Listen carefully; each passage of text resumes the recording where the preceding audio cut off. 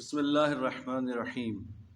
ابلیس نامہ جلد 1 ٹاپک 43 شیطان کے حامی و مددگار غیظ۔ ایک دن شیطان ایک راہب کے پاس آیا۔ راہب نے اس سے پوچھا، آدمی کی کون سی صفت تمہارے کام میں تمہاری مدد کرتی ہے؟ شیطان نے کہا، تیزی اور تندی، غیظ و غضب۔ راہب نے پوچھا، وہ کیسے؟ شیطان نے کہا، جب آدمی غضبناک اور خشمگین ہوتا ہے تو غصے میں بھر جاتا ہے۔ ایسی حالت میں اسے مزید غصہ دلا کر اپنی کروا ایسے نچاتا ہوں جیسے بچوں کے ہاتھ میں گیند ناچتی ہے۔ دوسری روایت میں شیطان کہتا ہے، آدمی مجھ پر کیوں کر قابو پا سکتا ہے جبکہ وہ یہ پسند کرتا ہے کہ میں اس کے دل میں گھر کر لوں۔ یہی وجہ ہے کہ جب وہ غضبناک ہوتا ہے تو میں فوراً اس کے ذہن پر قبضہ کر لیتا ہوں۔ اس گھڑی غصہ، غضب، غرور اور بیجا تعصب کی ہوا اس کے دماغ میں بھر دیتا ہوں تاکہ غیظ و غضب کی شدت کی وجہ سے گناہ و معصیت کا مرتکب ہو اور جو میں چاہوں اسے وہ انجام دے۔ حضرت علی علیہ السلام فرماتے ہیں، غیظ و غضب سے پرہیز کرو کیونکہ یہ شیطان کی طرف سے جنونی صفت ہے۔ پیغمبر اسلام نے فرمایا، غصہ شیطان کی آگ کا شعلہ ہے۔ ٹاپک 44 شیطان کا تعجب، دوستی و دشمنی۔ شیطان کہتا ہے، مجھے آدمی پر حیرت ہوتی ہے، وہ دعویٰ کرتا ہے کہ خدا کو دوست رکھتا ہے لیکن اس کی نافرمانی کرتا ہے، دوسری طرف اعلان کرتا ہے کہ میں شیطان کو دشمن سمجھتا ہوں لیکن میری اطاعت و فرمانبرداری کرتا ہے۔ کہا جاتا ہے، کہیں ایسا نہ ہو کہ تم بظاہر شیطان سے دشمنی کا اظہار کرو اور باطن میں اس کے دوست رہو۔ ٹاپک 45 شیطان اور دلال، جھوٹی قسم۔ شیطان سے پوچھا گیا، کس قسم کے آدمی تمہیں پسند ہیں؟ اس نے جواب دیا، دلال۔ پوچھا گیا، وہ کیوں؟ شیطان نے جواب دیا، میں ان کے جھوٹ بولنے کے گناہ پر راضی تھا لیکن انہوں نے جھوٹ کے ساتھ جھوٹی قسم کا بھی اضافہ کر دیا۔ یہ خود ایک طرح کی بغیر پیسے کوڑی کی دلالی ہے جس کا فائدہ مجھے پہنچتا ہے اور وہ خود بڑے گناہ میں گرفتار ہوتا ہے۔ ٹاپک 46 شیطان اور گنہگار، خواب و بیداری۔ بیان ہوا کہ شیطان کے لیے گنہگار کے سونے سے زیادہ تکلیف دہ اور ناگوار کوئی چیز نہیں ہوتی۔ جب آدمی سو رہا ہوتا ہے تو شیطان بے چین رہتا ہے اور کہتا ہے، یہ گنہگار کب اٹھے گا اور دوبارہ گناہ میں ملوث ہوگا۔ لہٰذا کہا جاتا ہے کہ اگرچہ شیطان ہوشیاری اور بیداری کا دشمن ہے اور وہ صالحین اور پرہیزگاروں کا سونا پسند کرتا ہے لیکن شریر اور گنہگاروں کا سونا اسے تکلیف دیتا ہے کیونکہ سونے میں وہ برے کاموں کی انجام دہی سے باز رہتا ہے۔ اس لیے گنہگار شخص کے حق میں بہترین حالت سونے کی حالت ہے کیونکہ اس صورت میں اگر اس میں کوئی خیر نہیں رہتا تو کم از کم شر بھی اس سے صادر نہیں ہوتا۔ ٹاپک 47 شیطان مسجد میں، عالم کا سونا اور جاہل کی عبادت۔ ایک خدا رسیدہ عالم دین جو زاہد و عابد تھے مسجد کے ارادے سے گھر سے نکلے۔ مسجد پہنچ کر دیکھا شیطان دروازے کے بیچوں بیچ کھڑا ہے اور بار بار اپنا پیر مسجد میں داخل کرتا اور پھر باہر نکال لیتا ہے جیسے کہ وہ فیصلہ نہ کر پا رہا ہو کہ مسجد میں جائے یا نہ جائے۔ عالم نے بیان کیا، میں نے شیطان سے کہا، اے ملعون، تو یہاں کیا کر رہا ہے؟ شیطان نے کہا، اس مسجد میں ایک جاہل نماز پڑھ رہا ہے اور ایک عالم سویا ہوا ہے۔ میں جاہل کی نماز کے پے در پہ ہوں لیکن اس عالم کی شوکت و ہیبت مجھے روک رہی ہے۔ پیغمبر اسلام صلی اللہ علیہ وآلہ نے فرمایا، عالم کا سونا جاہل کی بیداری سے بہتر ہے۔ ایک دوسری روایت میں ارشاد ہوتا ہے، علم کے ساتھ سونا جہالت کے ساتھ نماز سے بہتر ہے۔ رسول اکرم صلی اللہ علیہ وآلہ وسلم کی حدیث ہے، ایک فقیہ شیطان کے لیے 1000 عابدوں پر بھاری ہے۔ اسی وجہ سے شیطان ایک جامع الشرائط فقیہ اور عالم دین کی موت پر بہت زیادہ خوش ہوتا ہے کیونکہ وہ جانتا ہے کہ خدا رسیدہ عالم اور فقیہ لوگوں کی ہدایت و رہنمائی کا سبب اور گمراہی و ضلالت سے نجات کا ذریعہ ہے۔ امام صادق علیہ السلام فرماتے ہیں، شیطان کے لیے کسی مومن کی موت ایک فقیہ اور عالم دین کی موت سے زیادہ پسندیدہ نہیں ہے۔ ٹاپک 48، شیطان اور ابو سعید خراز، دل کا نور۔ ابو سعید خراز کہتے ہیں، میں نے ایک رات خواب میں ابلیس ملعون کو دیکھا تو اسے مارنے کے لیے اپنا عصا اٹھایا۔ ابلیس نے کہا، اے شیخ، میں تمہارے عصا سے نہیں، دل کے اس نور سے ڈرتا ہوں جو خدا کا گھر اور اس کے اوپر ایمان اور اس کے ذکر سے بھرا ہوا ہے۔ حضرت علی علیہ السلام فرماتے ہیں، خدا کا ذکر شیطان کو دور کرنے والا ہے۔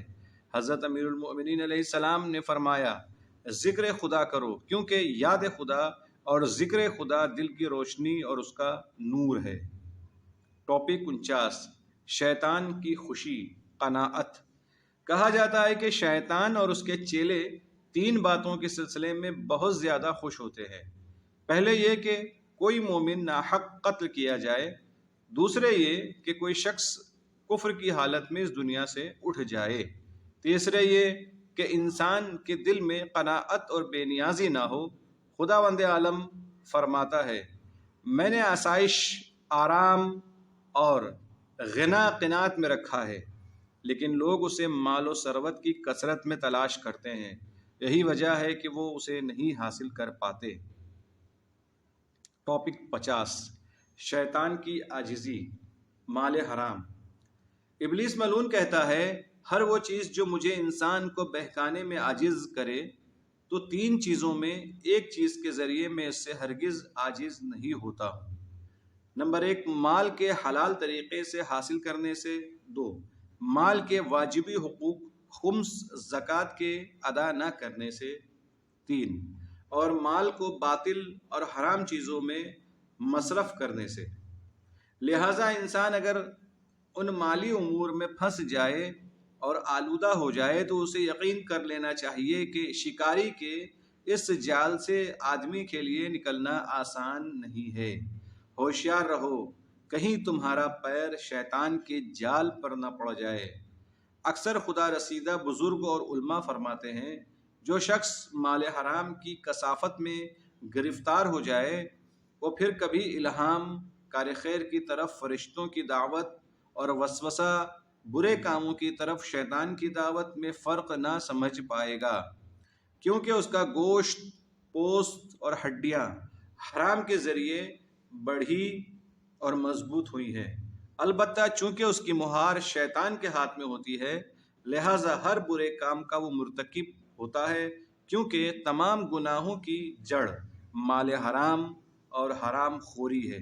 قرآنی آیات کے مطابق شیطان اسی راستے سے انسان کے وجود میں راہ پاتا ہے اور اسے ہلاکت کے دل میں ڈال دیتا ہے اور اسے ہلاکت کے دلدل میں ڈال دیتا ہے۔ ٹاپک 51، شیطان کی دکان، حب دنیا۔ دنیا شیطان کی دکان ہے، اس کی دکان سے کوئی چیز چراؤ اور اسے ختم کر دو، کیونکہ وہ تمہارا پیچھا کرے گا اور تمہیں اپنے جال میں پھنسائے گا۔ دوسرے لفظوں میں بزرگوں نے کہا کہ دنیا شیطان کی دکان ہے، لہٰذا اس کی دکان سے کچھ نہ چراؤ اور نہ وہ تمہارا پیچھا کرے گا۔ ابلیس کا زبردست جال دنیاوی امور میں دل لگانا ہے۔ وہ دنیا کو لوگوں کی نظروں میں سجاتا ہے اور خوبصورت بنا کر پیش کرتا ہے تاکہ لوگ اس میں مشغول ہو کر آخرت کو بھول جائیں۔ تو اسے انسان دنیا کے جو امور تجھے شیطان کی کمند میں گرفتار کر سکتے اور ہلاک کر سکتے ہیں، ان سے پرہیز کر، کیونکہ اس پست و ناچیز دنیا کی محبت تمام بدبختیوں کا سرچشمہ ہے۔ پیغمبر اسلام صلی اللہ علیہ وآلہ نے فرمایا، دنیا کی دوستی ہر گناہ کی جڑ اور اس کا سرچشمہ ہے۔